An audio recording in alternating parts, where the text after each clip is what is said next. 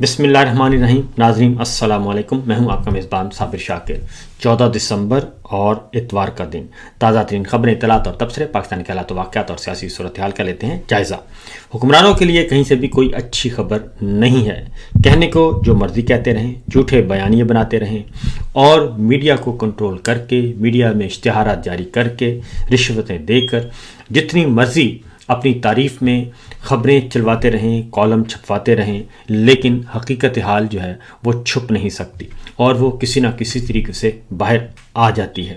اس وقت بھی جب ہم بات کر رہے ہیں، تقریباً پچھلے 72 گھنٹوں میں دنیا بھر میں یہ ناجائز حکمران جو ہیں، ان کی رسوائیوں کے چرچے ہو رہے ہیں، خاریاں ہو رہی ہیں، لیکن یہ ماننے کے لیے تیار نہیں ہیں. نہ ہی اندرونی طور پہ صورتحال ان کے قابو میں ہے اور نہ ہی بیرونی سطح پہ ان کے قابو میں معاملات ہیں. نہ ان کی خارجہ پالیسی اچھی، نہ ان کی داخلہ پالیسی، نہ معاشی پالیسی، کہیں سے کچھ بھی اچھا نہیں. اس کی وجہ صرف اور صرف یہ ہے کہ یہ سارے کا سارا چوری کا نظام ہے. میرے سامنے یہ خبر پڑی ہے اور ٹیلی گراف نے یہ خبر دی ہے، اور ٹیلی گراف نے کہا ہے کہ جو دولت مشترکہ کے ممالک ہیں، کامن ویلتھ نے الیکشن چوری ہوا جو 8 فروری، اس کو چھپانے کے لیے فوجی حکام کی مدد کی. اب یہ آپ اندازہ کریں کہ کہتے ہیں یہ عمران خان کو، کہتے ہیں یہ پی ٹی آئی کو الزام لگاتے ہیں، اپوزیشن پر الزام لگاتے ہیں، جو بھی ان کے خلاف آواز بلند کر رہا ہے ان پہ الزام لگاتے ہیں کہ یہ بیرونی ایجنڈے پر ہیں.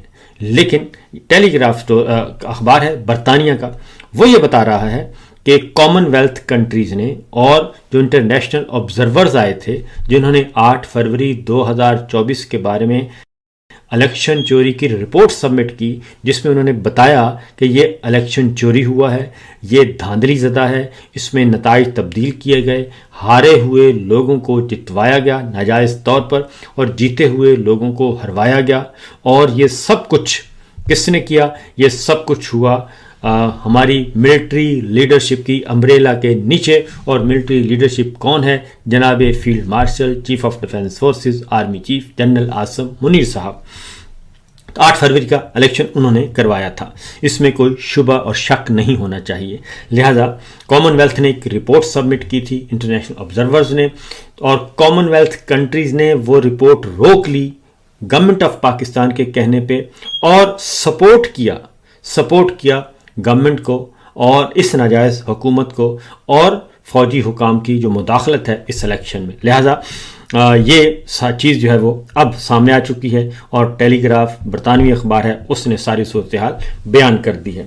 تو اس کے بعد آپ اندازہ کر سکتے ہیں کہ فوجی حکومت نے دھاندلی اور ووٹرز میں ہیرا پھیری کے ذریعے عمران خان کی پی ٹی آئی سے 2024 کے انتخابات چرا لیے. لیک ہونے والی رپورٹ کا انکشاف. تو یہ تو ہم نے خود اپنی آنکھوں سے دیکھا تھا کہ کس طریقے سے پولنگ اسٹیشنز پہ الیکشن والے دن الیکشن چوری کیے گئے، بیلٹ باکس لے کر چلے گئے، اور پریزائڈنگ افسروں کو، پریزائڈنگ کے عملے کو، انتخابی عملے کو تشدد کا نشانہ بنایا گیا. خواتین تک کو نہیں، جو خواتین ڈیوٹی دے رہی تھیں ان کو بھی نہیں بخشا گیا، اور کھلے عام سول کپڑوں میں یہ لوگ تھے، پستول ہاتھ میں تھے، اور انہوں نے یہ سب کچھ کیا تھا. تو یہ ہے حقیقت حال جو کہ آ چکی ہے. اب ٹیلی گراف بھی یہ کہہ رہا ہے، تو یہ کس منہ سے کہتے ہیں؟ دوسری جانب خبریں مسلسل ان کے خلاف آ رہی ہیں، اور اگلی بات یہ ہے کہ اب یہ کیا کر رہے ہیں؟ الیکٹرانک میڈیا جو ہمارا قومی اخبارات ہیں، یعنی کہ پاکستان کے اندر اخبارات اور ٹی وی اور میڈیا، اس کو وہ کنٹرول کر چکے ہیں زبردستی. کسی کو منہ بند کر کے، کسی کو اشتہاروں کے ذریعے، کسی کو پرمٹ کے ذریعے، کسی کو پلاٹ کے ذریعے منہ بند کر رہے ہیں. ہر کسی کا منہ بند کر رہے ہیں کہ بولنا نہیں ہے. جو بولتا ہے، جو نہیں مانتا، اسے جیل بھیج دیا جاتا ہے اور اس پہ مقدمہ درج کر دیا جاتا ہے. اس وقت بھی 3 صحافی ہمارے جیلوں میں موجود ہیں. سہراب برکت صاحب ہیں، آغا سرور ہیں، اور رائے غلام علی ہیں. لیکن آپ نے دیکھا ہے کہ کسی ٹی وی چینل پہ، کسی اخبار میں کوئی خبر نہیں، اور کوئی بھی ہماری جو صحافیوں کی تنظیم ہے، کوئی صحافیوں کی تنظیم بھی اس بارے میں کوئی بات نہیں کر رہی. کوئی انسانی حقوق کی تنظیم جو پاکستان میں کام کر رہی ہیں وہ بھی بات نہیں کر رہی. اکا دکا اسٹیٹمنٹ آ جاتا ہے اور اس کے بعد بات ختم ہو جاتی ہے. تو یہ اب جو سب کچھ ہو رہا ہے وہ بیرون ملک، اس وقت عمران خان صاحب کے جو دو صاحبزادے ہیں وہ متحرک ہیں، قاسم اور سلیمان، اور اس کے بعد جمائمہ خان متحرک ہیں، اور انہوں نے اب ڈائریکٹ، یہ بھی ٹیلی گراف کی سٹوری ہے، اور انہوں نے واضح طور پر کہا ہے جمائمہ خان نے کہ جو بھی عمران خان صاحب سے متعلق ان کے ٹویٹ ہوتے ہیں ان کو ان پہ قدغن لگائی جاتی ہے، اس کی ریچ کو کنٹرول کیا جاتا ہے، اور یہ سب کچھ ہو رہا ہے۔ انہوں نے ایلن مسک سے کو ٹیگ کر کے ان کو ڈائریکٹ ان سے مخاطب ہوئی ہیں کہ آپ نے تو فریڈم آف سپیچ کا، فریڈم آف ایکسپریشن کا وعدہ کیا تھا، تو یہ سب کچھ کیا ہو رہا ہے؟ اس کا مطلب بڑا واضح ہے کہ یہ اپروچ کر رہے ہیں پوسٹ کو بھی، ٹویٹر کو بھی، ایلن مسک کو بھی، کیونکہ ہمارے خلاف بھی کوئی نہ کوئی ای میل آتی رہتی ہے، اور ہمیں بھی بتایا جاتا ہے کہ آپ کو پی ٹی اے نے اور گورنمنٹ آف پاکستان نے آپ کے خلاف یہ شکایت کی ہے، لیکن ہم کوئی ایکشن نہیں لے رہے کیونکہ ہم آزادی اظہار پر یقین رکھتے ہیں۔ تو یہ، اور جو ٹویٹس یہ مینشن کرتے ہیں ادھر ٹویٹر، ایلن مسک یعنی کہ پوسٹ ایکس کو جو کرتے ہیں، مینشن کرتے ہیں، وہ سارے ٹویٹ یہی ہوتے ہیں، ہمارے جو جتنی بھی پوسٹیں ہوتی ہیں گورنمنٹ سے متعلق ہوتی ہیں اس کو یہ کر رہے ہوتے ہیں۔ اب ایک اور خبر ہے، تو لہٰذا ایلن مسک کو ٹیلی گراف کی سٹوری ہے کہ جمائمہ گولڈ سمتھ نے ایلن مسک کو یہ بتا دیا ہے کہ ان کی پوسٹ کو بلاک کیا جاتا ہے جو عمران خان صاحب سے متعلق ہوتی ہیں۔ تو یہاں تک ہو رہا ہے۔ اس کے بعد ہے جی اگلی خبر ہے کہ جنرل عاصم منیر کی حکومت نے، یہ خبر ہے اقوام متحدہ کی، ٹھیک ہے جی، اور اقوام متحدہ کی خبر، اور جنرل عاصم منیر کی حکومت نے 27ویں ترمیم پر میڈیا یا پارلیمنٹ میں کسی بحث کی اجازت نہیں دی، اور جس نے انہیں تاحیات استثناء اور فوج، بحریہ، فضائیہ اور نیوکلیر کمانڈ پر وسیع اختیارات دیے ہیں۔ اب یہ بھی خبر ہے، اور یہ فارن پالیسی کی خبر ہے، اور اس خبر میں یہ ساری کی ساری ایک پوری مفصل رپورٹ ہے کہ 27ویں غیر آئینی ترمیم جو ہوئی ہے اس میں بحث کی اجازت نہیں دی گئی، میڈیا میں تو تھی نہیں، پارلیمنٹ کو بھی اجازت نہیں دی گئی، اور جس میں تاحیات استثناء دے دیا گیا، تاحیات تا وفات جو ہے وہ چھوٹ دے دی گئی، اور فوج، بحریہ، فضائیہ اور نیوکلیر کمانڈ پر بھی وسیع اختیارات دینے کا فیصلہ کیا گیا chief of defence forces general Asim Munir صاحب کو، اور اس پہ کسی قسم کی کوئی بحث نہیں کروائی گئی۔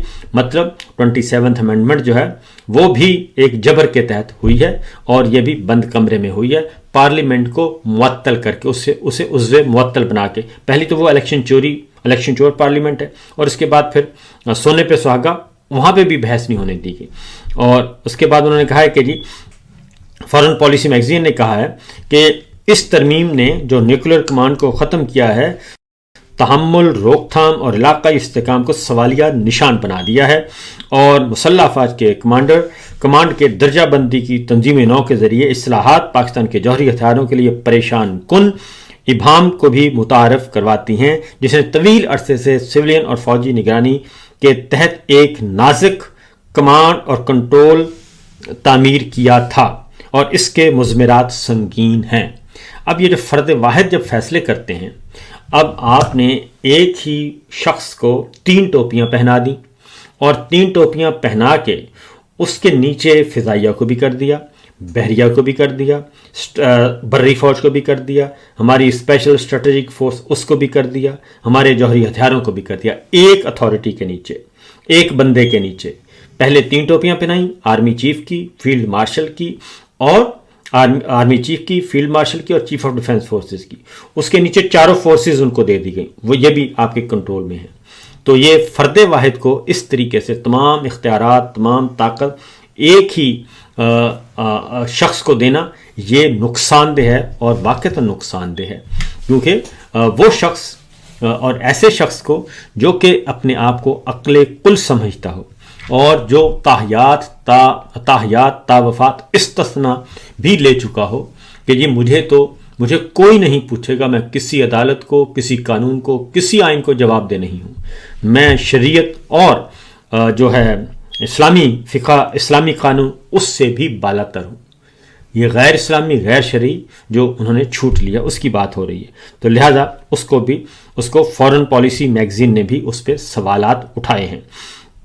اب اس کے ساتھ ساتھ جی جو اگلی سٹوری ہے وہ UN نے 27 امینڈمنٹ کو اقوام متحدہ نے بھی جو ہے وہ رد کر دیا ہے، اس پہ سوالات اٹھا دیے ہیں، اور کہ کس طریقے سے ایک پارلیمان کو بائی پاس کر کے، اور پھر یہ کہ اقوام متحدہ نے بھی اس پہ اعتراضات اٹھائے ہیں، اور لیکن چونکہ معاملہ ہے کہ آپ نے ایک لنچ کیا ہوا ہے اور اس لنچ کی قیمت آپ نے ابھی تک ادا نہیں کی، اس کا معاوضہ ابھی تک آپ نے ادا نہیں کیا، وہ معاوضہ آپ کو ادا کرنا ہے، اس کا انتظار کیا جا رہا ہے، واشنگٹن والے انتظار کر رہے ہیں۔ بہرحال اگلی خبر جناب اس سے بہتر، میں نے آپ کو بتایا کہ پوری دنیا میں یہ رسوائیاں ہو رہی ہیں، تو اب روس کے تمام اخبارات نے، تمام میڈیا جو ان کا مین ہے، انہوں نے اس رسوائی کی داستان بیان کر دی ہے جو شہباز شریف صاحب کے ساتھ ترکمانستان میں ہوئی ہے، اور جو گروپ فوٹو ہے اس میں نظر ہی نہیں آ رہے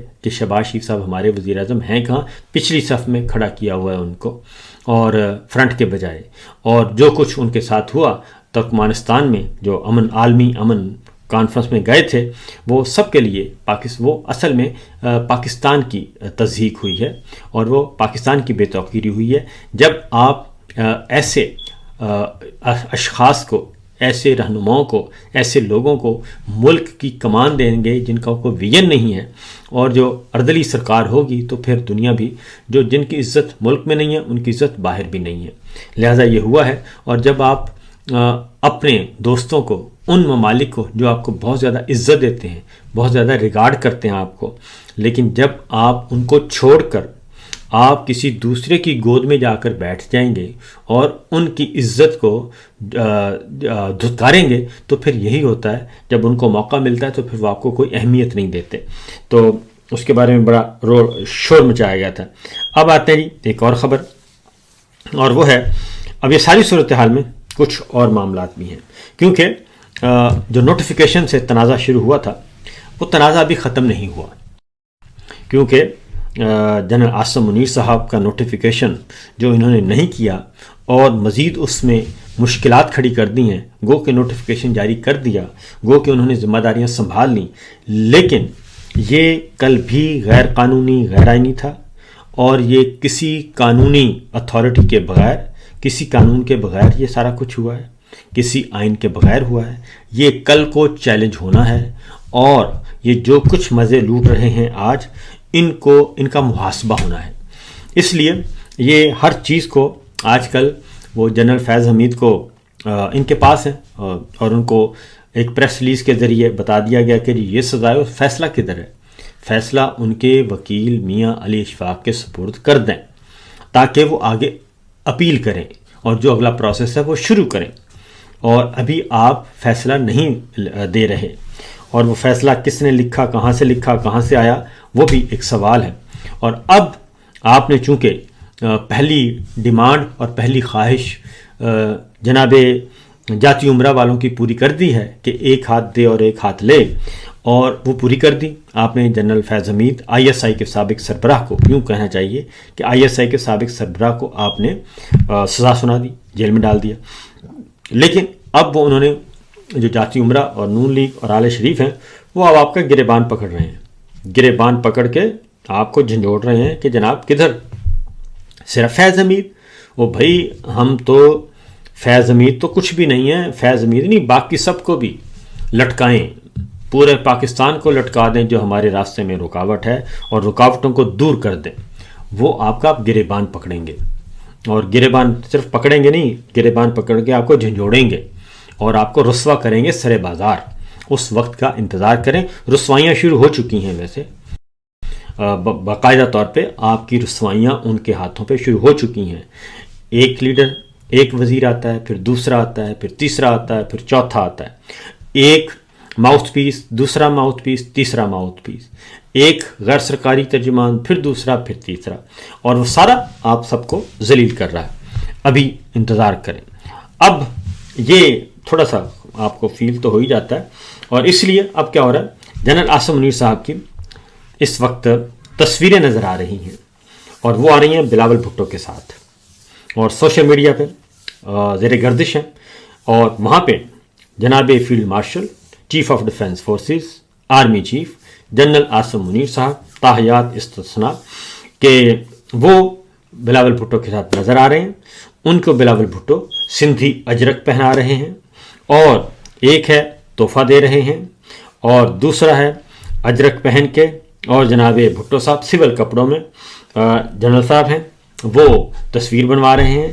ایک تصویر ہے خوبصورت اینک لگائی ہوئی ہے حافظ صاحب نے اور بلاول بھٹو اور army chief field marshal general Asim Munir صاحب مکہ لہرا رہے ہیں دونوں.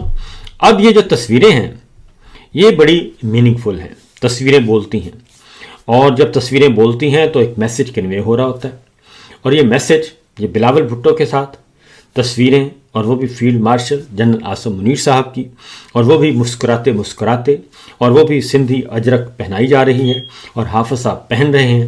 تو یہ تصویریں جو ہیں یہ ہمارے جناب آل شریف کے لیے جناب نواز شریف صاحب کے لیے شہباز شریف صاحب کے لیے مریم نواز صاحبہ کے لیے ان سب کے لیے بہت تکلیف دہ ہیں اور ان کے لیے بہت زیادہ لاؤڈ اینڈ کلیئر میسج ہے. لاؤڈ اینڈ کلیئر میسج یہ ان کے لیے ہے کہ جناب والا آپ نہیں تو پھر آپ نے ہمیں رسوا کیا تو لہٰذا ہماری منزل اور بھی ہو سکتی ہے. اب بلاول بھٹو کے ساتھ تصویروں کا مقصد کیا ہے یہ میں آپ کو بتا دیتا ہوں کہ مقصد بہت ہی سادہ ہے بہت ہی سمپل ہے کیونکہ وہی بات کہ اب اگلا جو باری ہے ایک اور امینڈمنٹ لانا چاہتے ہیں اور ایک اور ترمیم ایک اور امینڈمنٹ اور اس میں اور بھی بہت کچھ کرنا چاہتے ہیں اور اس میں پارلیمان کو عضو معطل بنانا چاہتے ہیں. یعنی پارلیمنٹ یہ جو پارلیمنٹ ہے اس کو بھی عضو معطل بنانا چاہتے ہیں اور اس کو بھی فارغ کرنا چاہتے ہیں. اس کی بھی سارا زہر مہر نکال کے اور وہ لے جانا چاہتے ہیں اختیارات وفاقی آئینی عدالت کی طرف. تو ایک بات N F C award N F C کو ختم کرنا چاہتے ہیں اور پھر نئے صوبے بنانا چاہتے ہیں. سندھ کے 3-4 صوبے بنانا چاہتے ہیں. پنجاب کا پتہ نہیں کچھ کریں گے یا نہیں کریں گے. خیبر پختونخوا کو توڑنا چاہتے ہیں. 3-4 صوبے اس کے بنانا چاہتے ہیں. تو مختلف قسم کے جو ڈرائنگ روم میں بیٹھ کے انسان سوچتا ہے کہ کس طریقے سے میں اپنے آپ کی اپنی چمڑی اور دمڑی بچا سکتا ہوں. یہ سارا کچھ کر رہے ہیں اور یہ سارا کچھ کر کس لیے رہے ہیں. یہ ریفارمز اس لیے نہیں ہو رہی کہ ان کو کوئی بہت زیادہ احساس ہے اور درد ہے. درد جاگا ہے نہیں درد نہیں جاگا. یہ صرف اس لیے ہو رہی ہے کہ Imran Khan P T I opposition اور پاکستان کے عوام ان کو کیسے ان سے چھٹکارا حاصل کیا جائے اور یہ سارے کا سارا سسٹم جو اس وقت قائم ہے جعلی اور اس سسٹم کو کیسے تسلط اس پہ برقرار رکھا جائے. صرف اتنا ہے مسئلہ اور اس کے لیے مستقبل کے لیے سوچ رہے ہیں اور اس میں پیپلز پارٹی جو ہے وہ سندھ میں مضبوط ہے. ابھی تک ان کے پاس فارم 47 نہیں ہے تو پیپلز پارٹی کو بھی اس کو بھی حصے بکھرے کرنے ہیں اور اس کی طاقت کو بھی کم کرنا ہے. اس کو اندرون سندھ تک لے کے جانا ہے. کوئی 2-4 ڈویژن ان کو دے دیں گے 4-5 ضلع یوں سمجھ لیں 5-7 ضلع ان کو دے دیں گے. کراچی حیدرآباد ایک سائڈ پہ علیحدہ صوبہ بنا دیا جائے گا. کوئی اور صوبہ بنا دیا جائے گا. 3-4 صوبے بنا کے وہاں سے پیپلز پارٹی کو بھی ٹوٹے ٹوٹے کر دیا جائے گا اور اس کا اقتدار بھی اسی طریقے سے. اب پنجاب کی جو ہیں گڑیا رانی ان کے لیے کیا کرنا ہے ملکہ عالیہ کے لیے اس کا ابھی تک سامنے نہیں آ رہا جہاں زیادہ ضرورت ہے. تو یا تو یہ سب کچھ اس لیے تو اس کے لیے ظاہر ہے پیپلز پارٹی کو راضی کرنا ہے. تو پیپلز پارٹی کو جب راضی کرنا ہے تو پھر نون لیگ کو فارغ کرنا پڑے گا اور اگلی باری پھر پیپلز پارٹی کو دینی پڑے گی اور بلاول بھٹو صاحب کو دینی پڑے گی. بلاول بھٹو کو وزیر اعظم بنانا پڑے گا. یہ سب کچھ کرنا پڑے گا اور مریم صاحبہ کو بھی پھر ہو سکتا ہے پنجاب سے خدا حافظ کہنا پڑے اور ان کو بھی سورج ان کا بھی غروب ہو جائے کیونکہ وہ تو پرائم منسٹر بننا چاہتی ہیں اور پرائم منسٹر بھی بننا چاہتی ہیں اور زور زبردستی بننا چاہتی ہیں اور دھمکیاں دے کر بننا چاہتی ہیں بلیک میلنگ کے ذریعے اور ہر طرح کی سیاسی بلیک میلنگ جو ہو رہی ہے.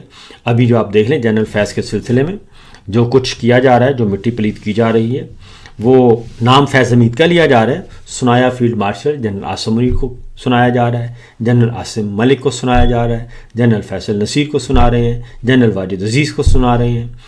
ان لوگوں کو سنا رہے ہیں، اور جو اس کے نیچے ہیں ان کو سنایا جا رہا ہے کہ جناب دیکھیں یہ صرف جنرل فیض نہیں، کل کو ہم آپ کا بھی گریبان پکڑیں گے، آپ کو بھی ذلیل کریں گے، آپ کو بھی گندا کریں گے، کیونکہ ہم گندا کرنے کے ماہر ہیں، ہم ویڈیو بھی بنا لیتے ہیں اور ہم سب کچھ کر لیتے ہیں، تو لہٰذا اس کے لیے آپ تیار رہیں۔